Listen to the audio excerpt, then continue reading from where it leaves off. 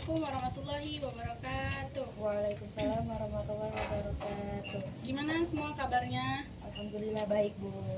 Oke, siapa nih yang nggak masuk? Anggun, Bu, izin. Kenapa izin? Kakaknya nikahan.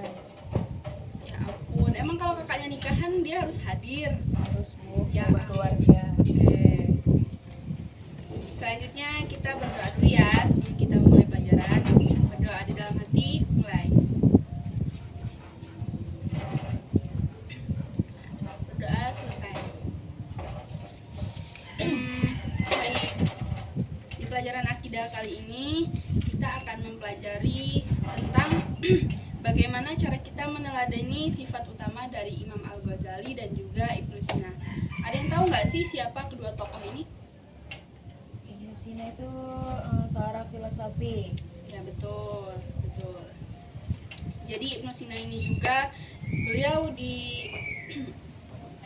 sebagai bapak dokter modern. Kemudian di daerah Tus di kota Iran ada seorang ahli fikih, ahli filsafat yang dimana beliau ini memiliki sumbangsi pemikiran dalam perubahan dan perkembangan dunia.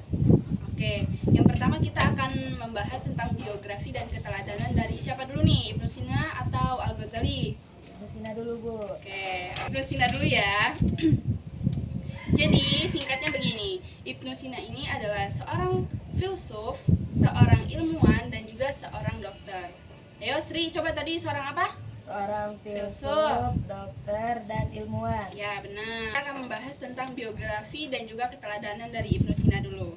Nah, jadi singkatnya Ibnu Sina ini adalah seorang filsuf, ilmuwan dan juga seorang dokter. Seorang dokter. Apa aja tadi, Sri? Coba. Seorang filsuf, dokter, dan ilmuwan. Iya, benar.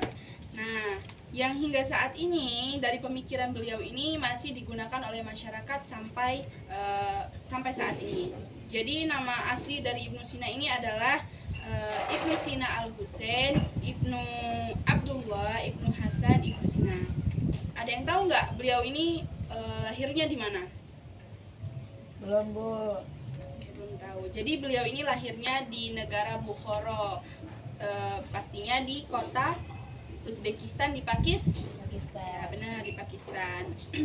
Dan ayahnya beliau ini adalah seorang gubernur, dan beliau sendiri ini merupakan orang yang bermazhab Ismailiyah. Coba Anggun, tahu nggak apa itu mazhab Ismailiyah? Nggak tahu, yaudah ibu kasih tahu nih. Mazhab Ismailiyah itu terkenal dengan orang-orangnya yang sangat berilmu. Nah, jadi Ibnu Sina ini sedari kecil memang sudah pandai dan lebih menonjol daripada teman-temannya. Hingga suatu saat tuh ada nih orang yang memberitahu kepada ayahnya bahwa yang dilakukan oleh Ibnu Sina ini tidak lain hanya untuk menuntut ilmu dan juga mencari ilmu. Selanjutnya beliau ini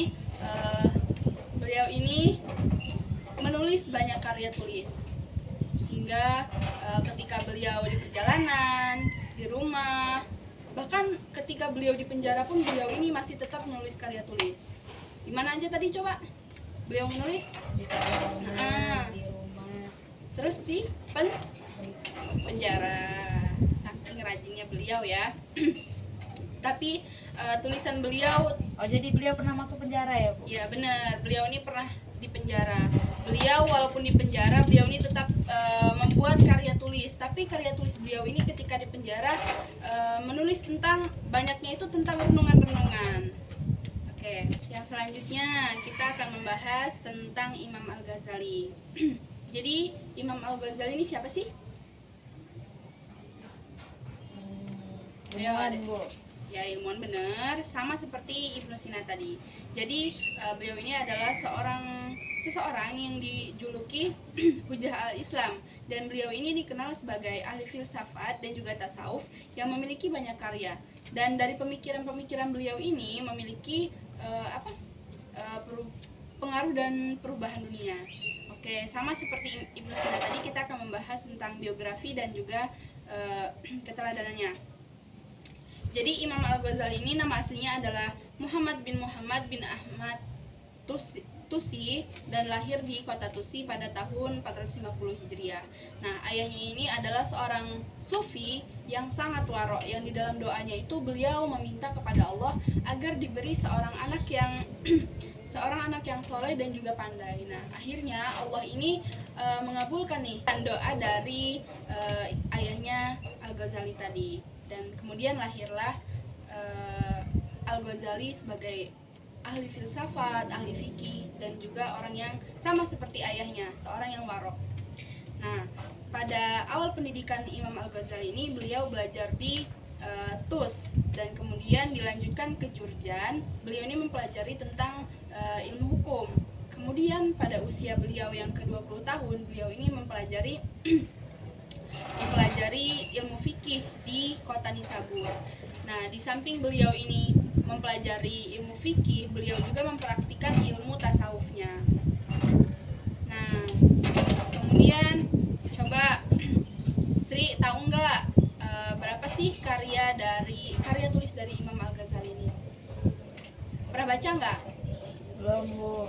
Tuh, besok dibaca ya sebelum mempelajari.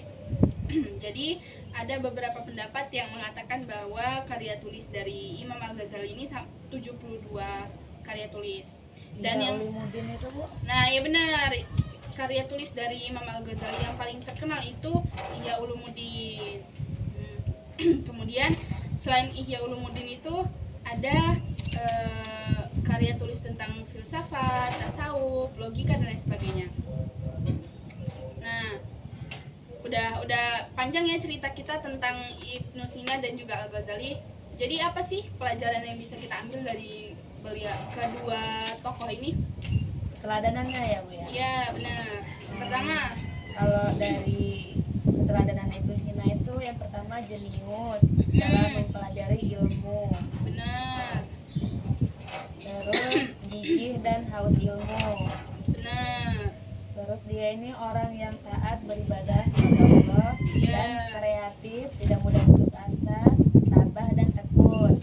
Kalau Benar. untuk keteladanan dari Imam Al-Ghazali ini ada keterbukaan terhadap ilmu pengetahuan, Iya, benar. terus haus akan ilmu juga, rendah hati, dan terakhir itu ada takwa kepada Allah juga, Bu.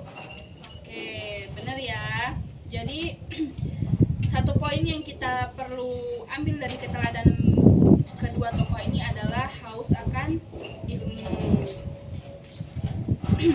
Oke, sampai di sini ada yang mau ditanyakan lagi nggak? Gak ada, Bu, cukup. Cukup, udah paham semua ya? Sudah. Yang benar Anggun, coba Fajar. Oke, udah paham. Oke, kita cukupkan pembelajaran kita hari ini. Semoga bermanfaat. Ibu akhiri, wassalamualaikum warahmatullahi wabarakatuh. Waalaikumsalam warahmatullahi wabarakatuh. Terima kasih, Bu.